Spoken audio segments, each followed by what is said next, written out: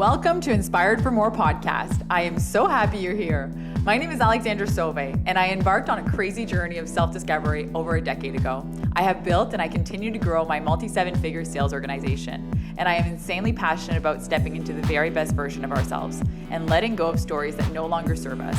This podcast is long overdue for me to share with those seeking to expand their life to the next level in health, relationship, career, finances, and spirituality. If you feel any bit inspired by anything in this intro or any episodes to come, just know, if you can be inspired, you are actually meant to inspire others. Now let's dive into an episode.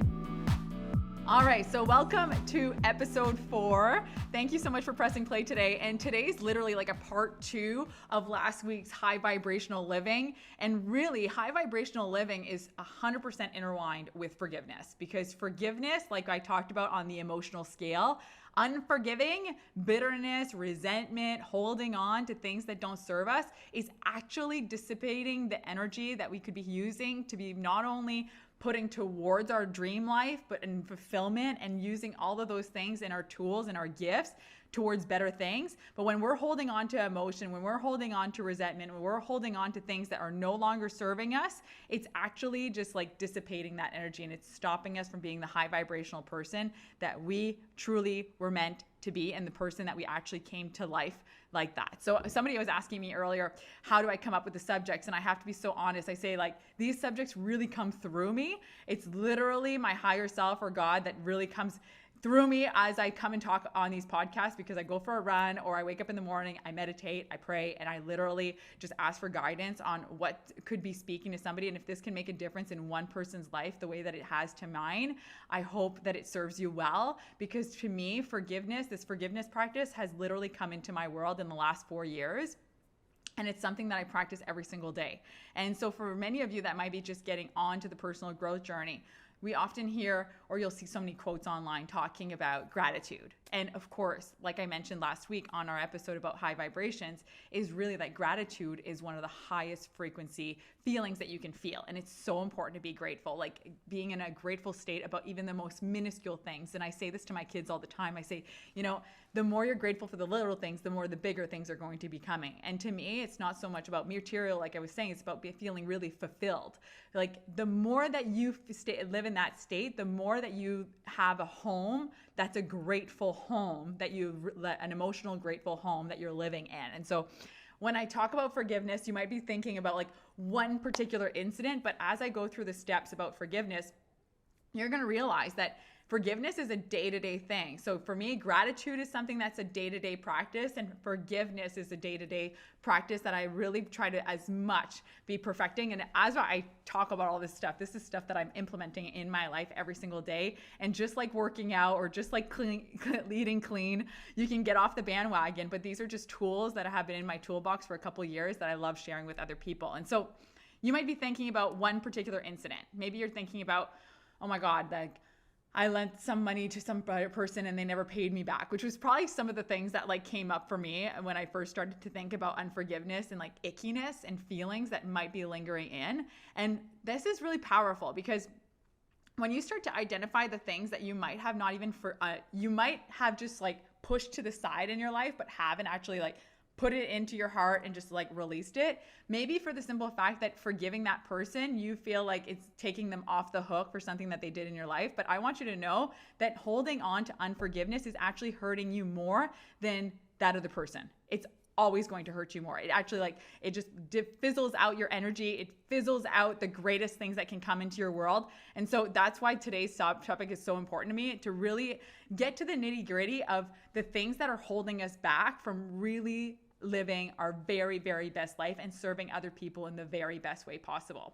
And so I want you to start thinking about and just jotting it down. Okay, jot down things that may have happened in your life that you really need to start releasing in your life. Okay, and I love doing a meditation on forgiveness, because this really brings me in the space where my energy that I might not have known, it goes directly to it. And sometimes it's like I just mentioned a person because we have so many different human interactions, and sometimes a human interaction can come into our world and really fizzle out our energy, take something, and then like it stays in your heart like a little bit of resentment without you even realizing it. And then little bit by little bit, the more that you're trying to manifest and attract something into your world, it's like your alignment is all stuffed up with junk. You can't let the good stuff in if you're filled up with junk. And that's why forgiveness is so important, to clear the aura, to clear the energetic space, to really feel into being the very best version of yourself. So that way, that when you ask your higher self and you ask God, like, I want to attract this into my world, and you're feeling wide open, heart so full, grateful, letting go, surrender the things that don't serve you anymore. You actually make space for the good stuff to come in, and that way you can not only live those great experiences from a true place of fulfillment, but actually be able to serve other people and teach other people how to do that. We didn't come here to live certain experiences and hold on to all this ickiness, and the ickiness can happen on a day-to-day basis, and that's what I've learned through really practicing forgiveness on a day-to-day basis, is that sometimes it just could be like a small random thing, like of somebody on the street just being like road rage. And I'm like, oh my God, this person is terrible. And like, I fall in that space. It's just about practicing that letting go all the time, just letting go. Like, don't hold on to the ickiness. And truly, like, I try to be as much of a student of the things that I teach other people, is really the fact that like sometimes that ickiness can linger on depending on how somebody can be really in a terrible state. Sometimes that ickiness can really stay on me from 24 to 48 hours. And that's why being in high vibration and really being in that alignment really allows you to not be in that sticky space of getting those things to stick onto you like they would have in the past once you start doing all these practices. And so as you start thinking, number one step is really to start identifying the things that are no longer serving you anymore and that you want to let go. Okay.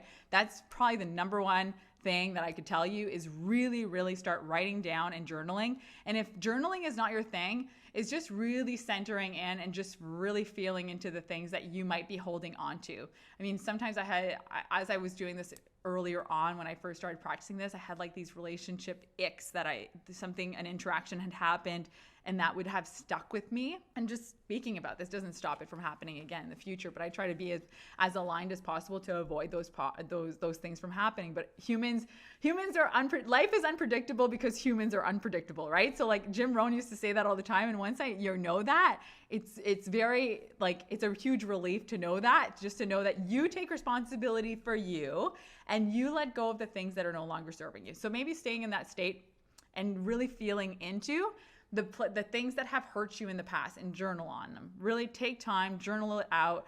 I know for myself, journaling and meditating are the things, like visualizing that space. And as much as visualizing that space of hurt or resentment or ickiness feeling, it's not really comfortable. I know that when I come out and I take time to feel into it, instead of doing what I used to do intuitively, is like, just brush it off, just brush it off, just brush it off. And then I didn't realize that all this stuff was staying around me, and it was literally fizzling out my energy to stop me from actually living out what I wanted to live out and actually serve people well. So taking time. So you can metaphysically speak to the person if you want to. I know that I've done this before. It's like, just say it out loud. If you're alone and speak into your pillow, say whatever you need to say to that scenario, say whatever you need to say to that person without speaking to them physically, is a really, really great way just to let it out in terms of your voice chakra, just release.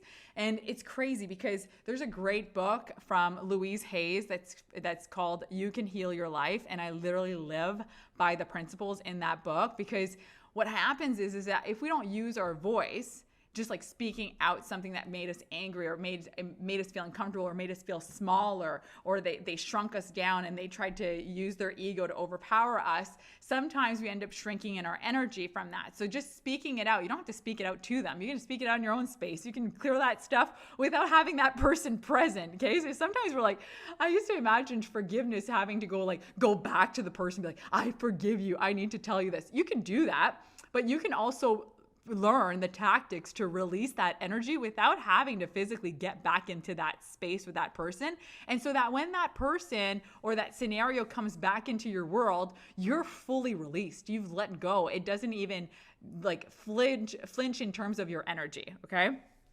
So give yourself time to feel, because neglecting our feelings is one of the biggest reasons why we end up in a mess later on. It's like we brush it off, we brush it off, we brush it off. And this is so crazy because it doesn't actually take a long time to release stuff. It's just our avoidance of wanting to release stuff that's bottling us up inside. I know that for myself, I sit down, I meditate, I literally ask, my higher self to tell me what has been holding me back and what is feeling icky inside of me. And sometimes the picture that comes up is either a person, an event that might have happened, or like an object, like something random that comes into my space. And so I visualize it like it's on a screen, and literally I start to really send love to that person and imagine that the cord between me and that event or that person or that thing is literally being cut. It's being cut and it's being shredded to pieces, and that I no longer have an energetic attachment. Because the thing is that what we don't realize is that every single person that comes in our sphere, every single scenario that comes in our sphere, we get an energetic attachment to those pieces of us. And that's what's fizzling out our energy. So I imagine that person, that thing, that event, and I literally imagine myself with a big pair of scissors just cutting that out and burning it at both ends. Just imagine that. I loved Ed Millett's analogy about visualizing like a past event and like scratching it like a bad CD. Like that's such a great analogy of just really taking out the memory. Like I'm done with that. That no longer is attached to me because I'm releasing it.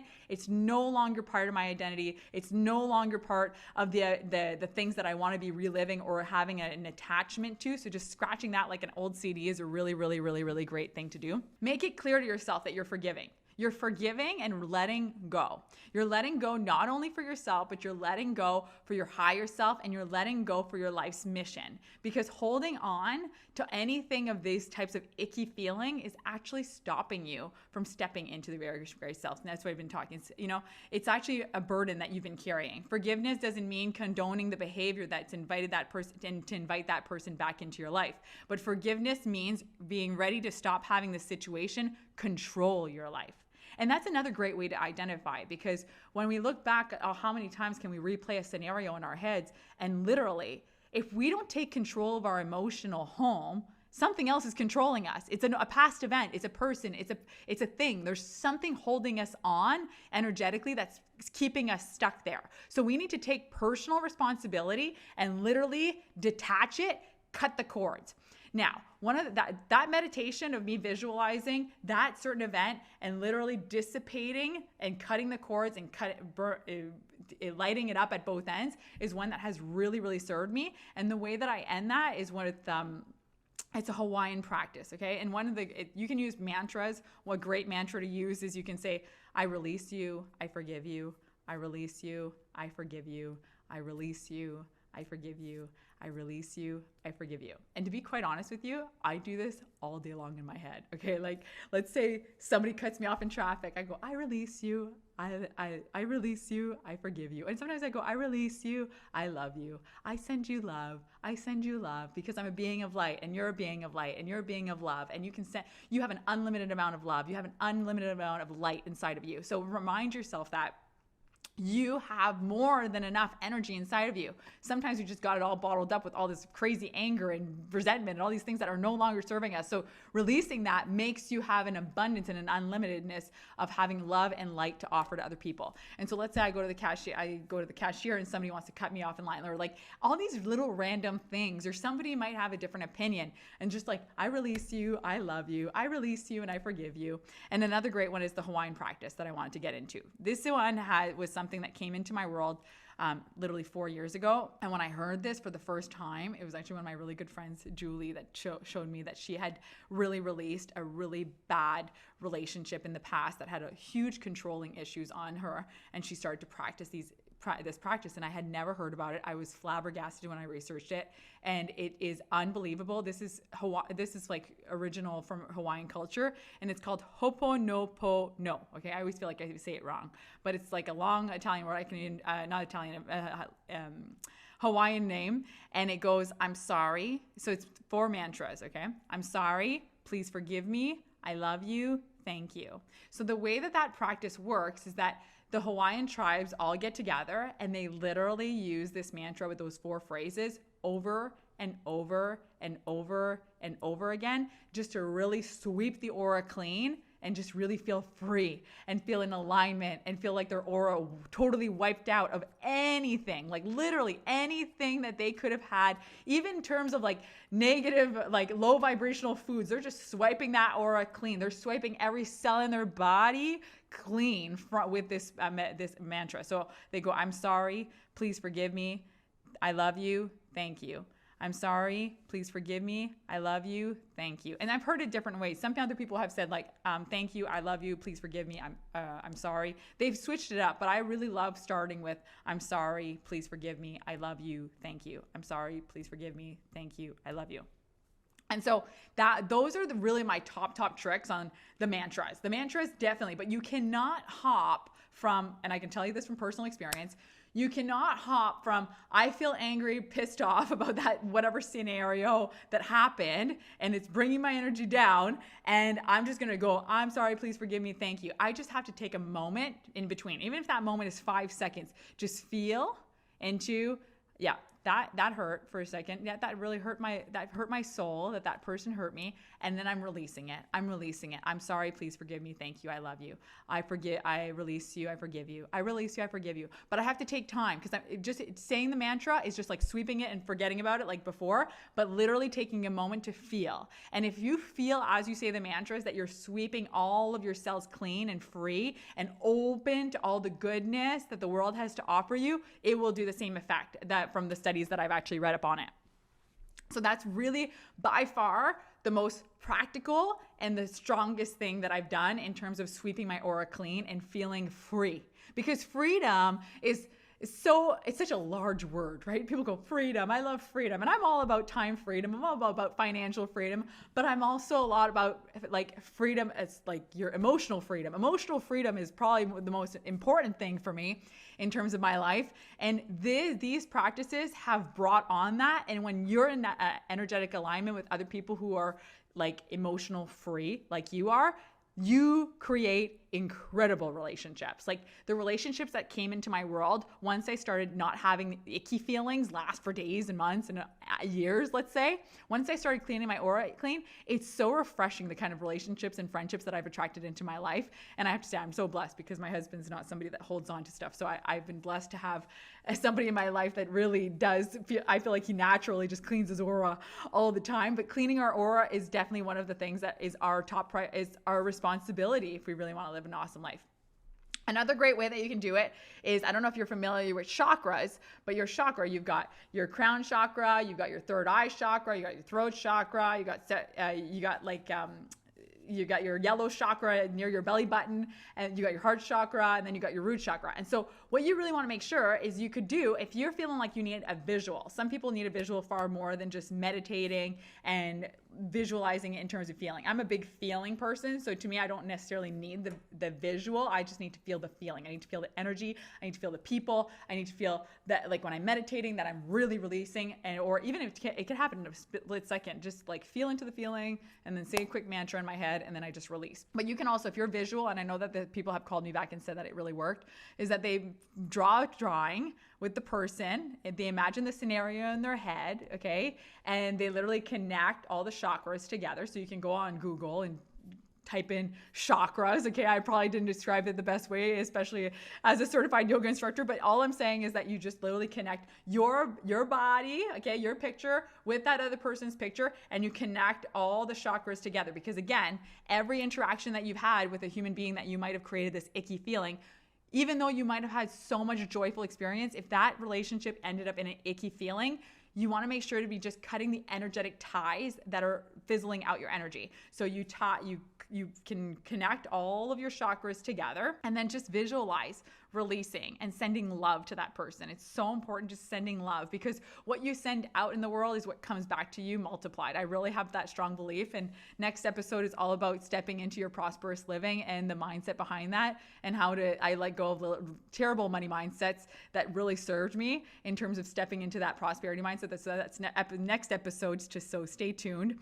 But visualizing the person being released. And really, there's not much more to this subject, but it is so important, okay? Because we don't realize, but the more we vibrate high, and that's the number one last point to this whole podcast today, is really the key element in all of this is staying high vibrational and maintaining a high vibration to clear the energy and the ability to manifest consistent abundance in your life. The more you clear your energy, you will create the ability to manifest consistent abundance in your life. And so if you don't like that last point, and if that doesn't get you enough to start releasing the things that are no longer serving you and just start asking your higher self to really start just like soften your heart and just release the things that haven't been serving you. And you can definitely go on YouTube and create and type in forgiveness meditations if you're somebody who loves guided meditations. But I know for sure that if you just take a moment and just be kind to yourself and release the things that haven't been serving you, I can guarantee you, and I can't wait to hear the testimonials of all this. And I would love, if this has brought any value to you, take a moment and just review, just rate the show, leave a review. It would be so beyond appreciated, because that is absolutely how I get feedback for this show. And that's how we're going to keep this going. But most of all, I wish you a blessed day. And I thank you so much for tuning in today. So we'll see you on episode 5. Thank you so much for pressing play today and joining me for an episode of Inspired for More. If you loved anything about this episode, make sure to take a print screen and tag me on your Instagram stories. Or better yet, copy the link of the episode, share it with a friend, make sure to be subscribed to the channel for latest episode drop-ins. And remember, if you can be inspired, you are actually meant to inspire others. I'm wishing you the most incredible and blessed day, and I can't wait to see you on the next episode. Take care.